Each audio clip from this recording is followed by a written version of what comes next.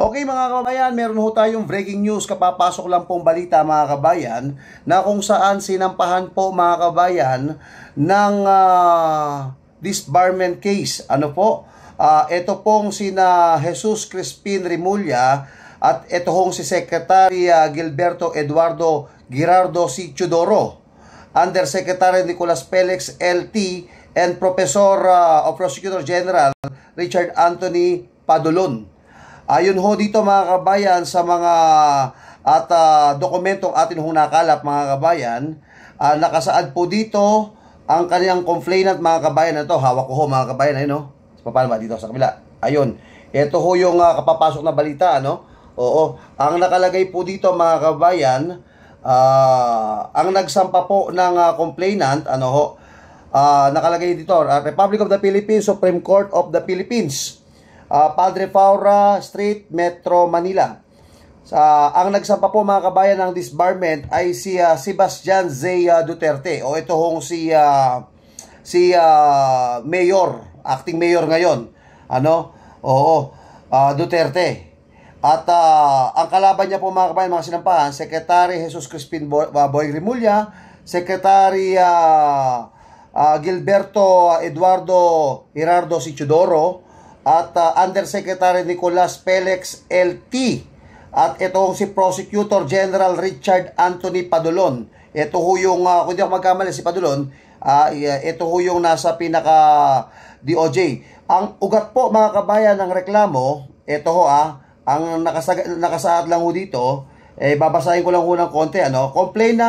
The complainant, Sebastian Z. Duterte, through the undersigned counsel unto the Honorable Office, must respectfully state that parties, the complainant Sebastian Z. Duterte is a Filipino, a citizen aggrieved by respondents unlawful arrest, detention, and extrajudicial rendition of former President Rodrigo Roa Duterte on 11 and 12 March 2025, which was violated of Code of Professional Responsibility and Accountability, o yung SEPRA, o tawag SEPRA, ano? And Constitution. So mga kabayan, sino ho yung magiting ho mga kabayan na abogado na nagsampa po mga kabayan? Ito no? Sino ho yung magiting na nagsampa po mga kabayan ng kaso? Ay walang iba, siyempre ang aking kaibigan na napakapogi, Attorney Israelito Bobet Torion. Ayan mga kababayan, ano? So again, uulitin ko sa mga bagong pasok, ang ground po mga kabayan ay nakuha na ho natin. Uulitin ko po, sinampahan po ng disbarment, tama yung pagkadinig nyo, disbarment case, ni Vice Mayor or Acting Mayor ngayon, etong si Baste Duterte o si Sebastian Z. Duterte. Ang mga nasampahan ho mga kabayan ay walang iba kung hindi si Secretary Crispin Boy Remulla ng Department of Justice, Secretary Gilberto Eduardo Girardo C. Chudoro, sa DND po to, Undersecretary Nicolas Felix LT, yun hong Prosecutor General Richard Anthony Padulon. Sila ho mga kabayan ang mga pinagsasampahan mga kabayan ng disbarment, at malamang sa malamang kapag manalo po ito, malamang sa malamang kapag ho ito ay nanalo, matatanggalan ho sa pagiging abogado mga kabayan. Ito ho mga naturang mga nasabing mga pangalan nandito. At again, uulitin ko ho, anong ground? Kasi napaka-importante mga kabayan nung ground, kasi yun ang pinaka-importante rin kung ano yung ground, kung ano ho yung isinampa mga kabayan. Again, ang sinampa pong ground mga kababayan, dito po sa naturang dokumento ay yun daw po mga kabayan. Ang bilis kakalive lang ho natin mga kabayan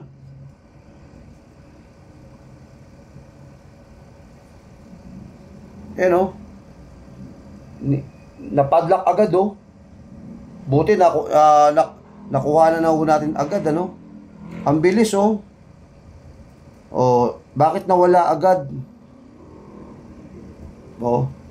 The content is not available right now. Ang bilis naman yata, ayaw yata ipaalam.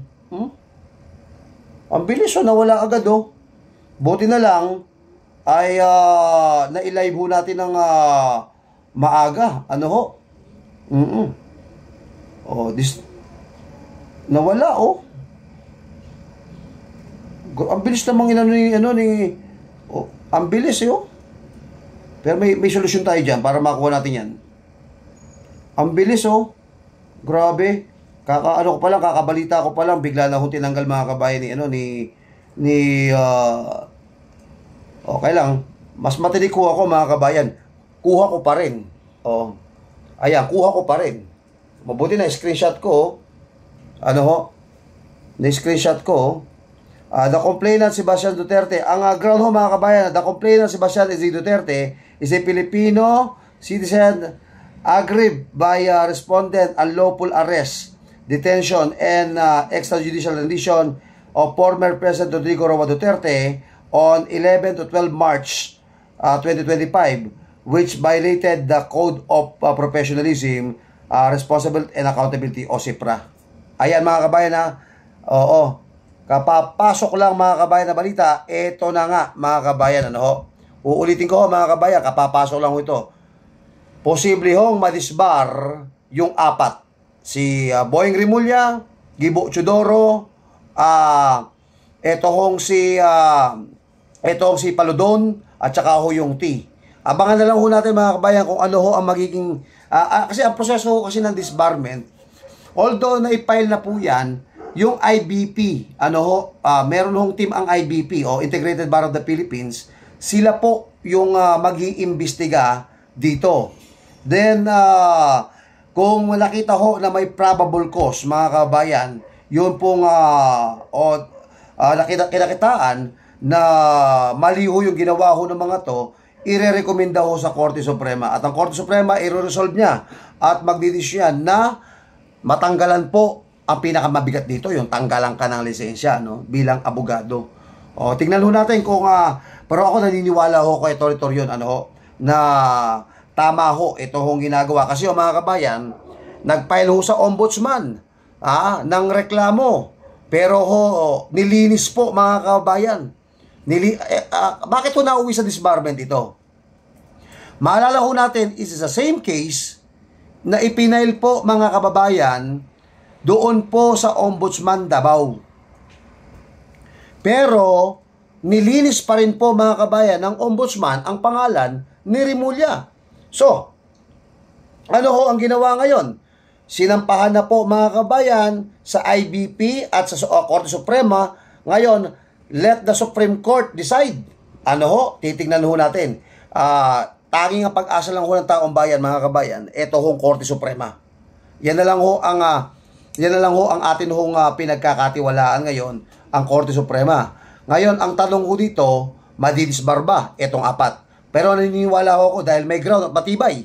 Ito hong isinampa po mga kabayan na kaso dito po ni Basti Duterte, mga kabayan. Naniniwala ako na ito hong apat na to madidisbar. So abangan na lang ko natin ang desisyon mga kabayan na ilalabas ng Korte Suprema. At siguro naman pagdating dito hindi na ho maimpluwensyahan itong Korte Suprema. Kasi doon ho sa ombudsman na impluwensyahan Pero ito ang tanong, maimpluwensyahan kaya ito? Tingin ko ho hindi. Sapagkat matindi ho ang labanan ngayon. Titingnan ho natin kung hanggang saan aabot ito. Pero harinawa mga kabayan na kapag itong mga to ay napatunayan na talaga hong na-disbar, ground na ho mga kabayan sa lahat po ng mga sunod-sunod na mga alipores ho nila, tatamaan ho ng kaso. At isa na ho dyan mga kabayan, si Torirot, si Diwata. So, again, sa mga makakapanood ito, huwag kalimutang mag-like, mag-share, at mag-subscribe. Okay? So, mga kabayan, abangan na lang ho natin ang susunod hong kabanata. Okay?